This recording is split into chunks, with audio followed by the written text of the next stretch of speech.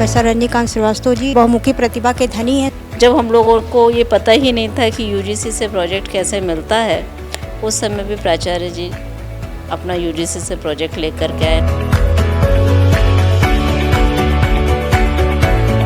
राजनीति विज्ञान के विषय में जो उनकी गहरी समझ है, उनके शोध पत्र पत्रिकाएं प्रकाशित हुई हैं विभिन्न जर्नल्स में। और सर ये चाहते हैं कि हमारा आरएमपी कॉलेज इस ज़िले में ही नहीं, इस प्रदेश में नहीं, बल्कि पूरे देश में इसका एक अलग पहचान बने।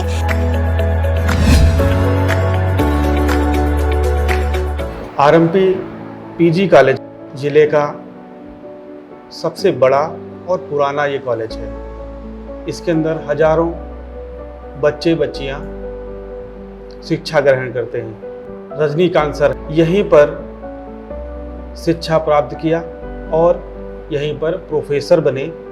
उसके बाद यहीं पर प्रधानाचार्य का भी पदभार ग्रहण किया, जो कॉलेज के लिए एक उदाहरण है और बच्चों के लिए भी एक उदाहरण है। रजनीकांत सर से बातों का सिलसिला शुरू करते हैं। सर नमस्कार। नमस्कार जी। सबसे पहले तो आप हमें अपने बारे में बताएं, आपने कहाँ से शिक्षा ग्रहण की, इसके बारे में बताएं। बिल्कुल, मैं बताना आपको चाहूँगा कि मैं इसी जनपद का निवासी हूँ। हमारे पुरखे इसी जिले के रहने वाले थे। महमूदाबाद में मेरे पिताजी इंटर कॉलेज में प्राध्यापक थे। हम लोग वहीं पले बढ़े और मेरी प्राथमिक शिक्षा और इंटर तक की शिक्षा भी वहाँ काल्विन इंटर कॉलेज है, महमूदाबाद में बहुत बड़ा कॉलेज है, वहीं से हुई। फिर राजकीय स्नातकोत्तर महाविद्यालय वहाँ पर है गवर्नमेंट का, वहाँ से मैंने अपना स्नातक किया और स्नातक के बाद मैंने अपना परा स्नातक इसी महाविद्यालय से किया, आरएमपी पीजी कॉलेज से ही किया। तो अपने ज़िले में ही रहकर मैंने अपनी पूरी पढ़ाई करी है और मेरा जो डॉक्टरेट है, एमए के साथ ही मैंने नेट क्वालिफाई कर लिया था।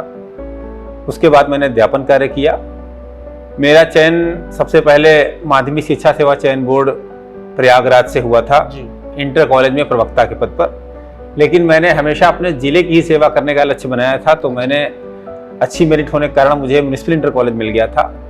मैंने वहाँ अपनी ज्वाइनिंग करके सेवाएं दी। 6 महीने में वहाँ सेवा दे पाया था कि फिर मेरा चयन जो हायर एजुकेशनल सर्विस कमीशन है, तो वहाँ से हो गया मेरा, और असिस्टेंट प्रोफेसर और एसोसिएट प्रोफेसर के रूप में मैंने आरएमपी महाविद्यालय में अपनी सेवाएं 2003 से प्रारंभ की और अभी तक मैं उसी सेवा में था।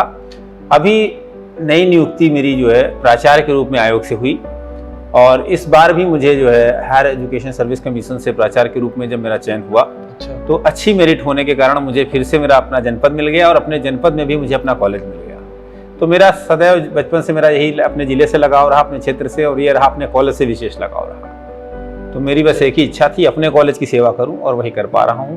मुझे सौभाग्य प्राप्त हुआ। जो नई शिक्षा नीति लागू हुई है, इसके बारे में आप क्या, आपका मानना है और क्या आप कहना चाहते हैं बच्चों के लिए? 2 साल होने जा रहे हैं और हमारा जो महाविद्यालय लखनऊ विश्वविद्यालय सब संबद्ध हो गया। मैं आपको यही बता दूं, हम संयुक्त महाविद्यालय हैं लखनऊ विश्वविद्यालय के, पहले हम कानपुर से हुआ करते थे।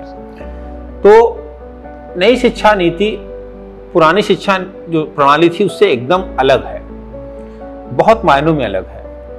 अगर मैं मूल रूप से आपको बताऊं तो मूल फर्क ये है कि जहां जो पुरानी शिक्षा पद्धति है वो सिर्फ अच्छे अंक ले आना, किताबें पढ़ के साल में एक बार परीक्षा दे लेना, पास हो जाना और डिग्री पर मिल जाना, यहीं पर फोकस करती है। जो नई शिक्षा नीति है उसका उद्देश्य ये है कि सतत सीखने की प्रक्रिया बच्चे में लाई जाए, वो हर दिन कुछ ना कुछ सीखे। तो एक तो ये लगातार बच्चे को एंगेज रखना है। दूसरी नई शिक्षा प्रणाली विशेषता यह है कि सिर्फ ये पुस्तकी ज्ञान तक सीमित नहीं है। ये बच्चे को व्यावसायिक कौशल और दक्षता लाने की जो है प्रक्रिया उस पर बल देती है, ताकि बच्चा ज्ञान भी प्राप्त करे और उस ज्ञान को अपने दैनिक जीवन में, समाज में कैसे उसका उपयोग कर सके, और व्यावसायिक कौशल दक्षता जब प्राप्त करेगा तो कैसे जीवन के लिए उसके लिए लाभदायक होगी। इन सब चीजों पे फोकस करती है। कॉलेज में जी जो बच्चे अभी नए आपके यहाँ आए हैं, तो उनको क्या लगता है कि आप नए शिक्षा नीति में ढल रहे हैं या उनको कुछ कठिनाइयाँ आ रही हैं? ये बात सही है कि अभी बहुत सारे बच्चे ऐसे हैं, बच्चे क्या, अभिभावक और समाज का एक बड़ा तबका भी नई शिक्षा नीति को समझ नहीं ठीक से पाया है। हम लोग लगातार प्रयास कर रहे हैं, सरकार भी प्रयास कर रही है, क्योंकि जो पुराना सिस्टम था, मैंने बताया ना कि बहुत ही एक अंग्रेजी ज़माने से चला आ रहा है। जैसे अभी क्या हो गया है कि अब सेमेस्टर सिस्टम हो गया है। बहुत से बच्चे यही नहीं जानते हैं कि सेमेस्टर क्या होता है। अब विषयों के चयन में इतना फ्लेक्सिबल सरकार ने कर दिया है, कोई साइंस का बच्चा अगर चाहे कि केमिस्ट्री के साथ हिंदी पढ़ना चाहे तो पढ़ सकता है। अच्छा। कोई बच्चा अगर आर्ट साइड का है, वो चाहता है कि हम हिंदी सोशोलॉजी के साथ में हम फिजिक्स पढ़ लें, अगर है ऐसा उसके अंदर इतना कैलिबर, तो वो पढ़ सकता है। तो सबसे पहली चीज़ है बहुत ही लचीली शिक्षा प्रणाली, जो नई शिक्षा प्रणाली है बहुत लचीली है। दूसरी चीज़ है मल्टीपल जो है एंट्री एग्जिट सिस्टम है।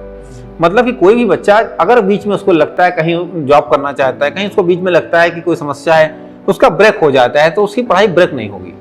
वो कभी चाहे तो बीच में जा सकता है, फिर आ सकता है। तीसरी चीज़ ये है नई शिक्षा प्रणाली में आपको बताऊं कि इसमें यह है कि बच्चा 1 साल पढ़ के भी पढ़ाई छोड़ सकता है, 2 साल करके भी, 3 साल करके भी हट सकता है, 4 साल करके भी। ग्रेजुएशन मैक्सिमम 4 साल तक चलेगा, जैसे बीटेक वगैरह में होता है। अच्छा। अगर बच्चा 1 साल ग्रेजुएशन करके छोड़ दे, उसको प्रमाण पत्र कार्यक्रम मिल जाएगा, सर्टिफिकेट प्रोग्राम। बच्चा 2 साल करेगा, उसको डिप्लोमा मिल जाएगा। बच्चा 3 साल करेगा, उसको डिग्री मिल जाएगी। बच्चा 4 साल का ग्रेजुएशन करेगा, उसको डिग्री विद जो है स्पेशलिटी इन रिसर्च सेक्शन मिल जाएगी। अच्छा। तो ये एक बहुत ही अच्छी चीज करी गई है कि बच्चे को हर लेवल पे कुछ ना कुछ मिल जाएगा। लेकिन हाँ, अभी इसको समाज के बहुत सारे अभिभावक नहीं समझ पा रहे हैं। लेकिन हाँ, ये भी बात सच है, बच्चे बहुत रुचि के साथ इसको समझ रहे हैं और इसमें इंटरेस्ट लेके पढ़ाई कर रहे हैं। तो ये नया सेमेस्टर सिस्टम बहुत अच्छे से हमारा रन कर रहा है। जिले का सबसे पुराना जी और सबसे मुझे लग रहा है बड़ा जी बिल्कुल डिग्री कॉलेज है। जी जी, इसको आपको संचालित करने में जी आपको कौन सी चुनौतियों का सामना करना पड़ रहा है? ये सच बात है कि अभी जनपद सीतापुर में जो एडेड कॉलेजेस हैं, गवर्नमेंट कॉलेजेस हैं, उनमें देखे जाए संख्या की दृष्टि से भी, स्टाफ की दृष्टि से हम सबसे बड़ा कॉलेज है। तो जो बड़ा होता है, हम तो मानते हैं उसकी जिम्मेदारी ज़्यादा होती है और उस जिम्मेदारी को उतनी ही कुशलता से निभाना भी चाहिए। तो हम बस यही प्रयास कर रहे हैं कि चाहे वो प्रशासन के कार्यक्रम हो, चाहे वो शिक्षा से जुड़े हमारे विश्वविद्यालय की नीतियाँ और कार्यक्रम हों, बच्चों के हित से जुड़ी हुई बातें हों, कोई भी कोना छूटना नहीं चाहिए। शिक्षा एक ऐसा घटक है जिसमें जितना रोल टीचर का है उतना ही रोल बच्चों का है, उतना ही रोल जो है अभिभावकों का है, उतना रोल समाज का है। तो हम एक बड़ी संस्था होने के नाते हम एक कोशिश करते हैं कि सारे घटकों को जोड़ा जाए जी। और सभी की अपेक्षाएं होती हैं, तो शिक्षा जगत से जो अपेक्षाएं हैं सबकी, उनको हम पूरा कर सकें और केवल किताब परक शिक्षा ना रहे। तो एक चुनौती हमारे सामने सबसे बड़ी जो आती है वो आती है कि इन बच्चों को एक अच्छा नागरिक कैसे हम बनाएं। पहली बात, खाली उनको किताबी ज्ञान ना दें हम, जब वो समाज में जाए तो उनको ये भी पता हो कि कैसे हमको उठना है, कैसे बैठना है, कैसे बोलना है सभा में, कैसे खाना है, कैसे, मतलब संस्कारित शिक्षा। तो हमने इसीलिए अपना ध्येय वाक्य यही रखा है कि संस्कार परक उच्च शिक्षा। बिल्कुल। और सबकी सहभागिता, सबका समर्पण, सबका साथ। तो इस मोटो को लेकर के हम लोग चलते हैं और हमारा पूरा स्टाफ इसमें पूरे इस ध्येय को पूरा करने में लगा रहता है। और आप देख सकते हैं परिसर में हमारे यहाँ बच्चे कितना नियमित आते हैं, कक्षाएं नियमित चलती हैं। बच्चों को कक्षाओं से इतर हम गाइड करते हैं, कैरियर काउंसलिंग सेल्स आयोजित करते हैं। बच्चों के लिए हम डॉक्टर्स को बुला करके, मनोचिकित्सकों को बुला करके उनके हम जो है काउंसलिंग सेशन करवाते हैं। मेंटल हेल्थ का भी ध्यान रखते हैं। फिजिकल हेल्थ के लिए हमारा पीछे इतना बड़ा फील्ड है, मैं आपको बताऊं, अग्निवीर में इस बार रिकॉर्ड हमारे से सिलेक्शन हुए बच्चों के। अच्छा। तो हाँ, जो पीछे फील्ड में प्रैक्टिस करते थे, तो हमारे यहाँ फिजिकल एजुकेशन के प्रोफेसर हैं, वो अपना लगातार फील्ड पे भी, कॉलेज में भी बच्चों को गाइड करते हैं।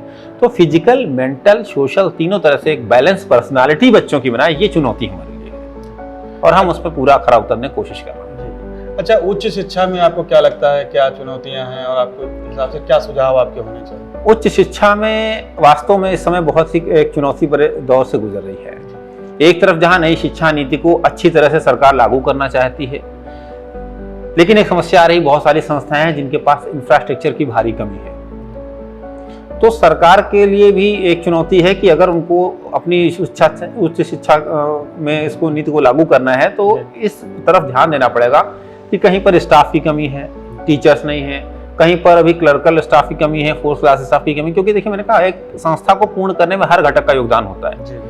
तो एक चुनौती सबसे बड़ी जो आ रही है शिक्षा में वो आ रही है इंफ्रा की, दूसरी आ रही मैन पावर, स्टाफ की, टीचर्स, और उसमें जो है अच्छा डेडिकेटेड स्टाफ ये सरकार से नियुक्त हो जाए, सब कॉलेज में पूरा हो जाए।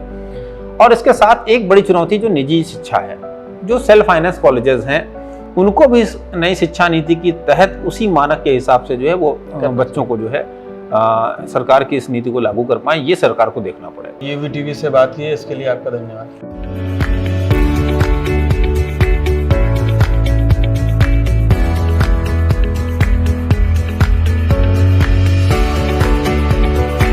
प्रोफेसर रजनीकांत श्रीवास्तव जी बहुमुखी प्रतिभा के धनी हैं। जब हम लोगों को ये पता ही नहीं था कि यूजीसी से प्रोजेक्ट कैसे मिलता है, उस समय भी प्राचार्य जी अपना यूजीसी से प्रोजेक्ट लेकर के आए। राजनीति विज्ञान के विषय में जो उनकी गहरी समझ है, उनके शोध पत्र पत्रिकाएं प्रकाशित हुई हैं विभिन्न जर्नल्स में। और सर ये चाहते हैं कि हमारा आरएमपी कॉलेज इस ज़िले में ही नहीं, इस प्रदेश में नहीं, बल्कि पूरे देश में इसका एक अलग पहचान बने।